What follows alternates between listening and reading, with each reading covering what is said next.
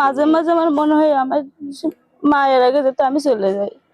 ইস, মা যখন বিরক্ত হয়ে যায় তখন মাকে বলি যে আমাকে যাতে গলায় টিপতে মারে ফেলাই। ইস, মা যখন বলে বিরক্ত হয়ে গেছি তখন বলে মা আমাকে গলা টিপে মেরে ফেলো। কতটা কষ্ট লাগে বলেন তো বিষয়টা, কতটা হৃদয় বিদারক একটা পরিস্থিতি। ওকে উঠতে পারবে? 19 বছর বয়সী মেয়েটার যে কি অবস্থা, একটু উঠার চেষ্টা করো আপু, দেখো তো কতটুকু পারো। চেষ্টা তো করতেছি কিন্তু পারতেছি না তো।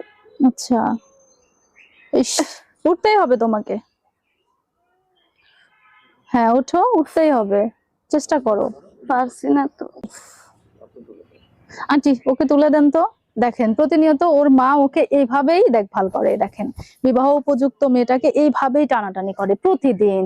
কি জীবনের এক কঠিন বাস্তবতা। এখন আবার ওর মা একা পারেও না, এখন ওর বাবাকে প্রয়োজন হয়। এখন দেখেন কি অবস্থা, আপনি আর একা পারেন না। না না না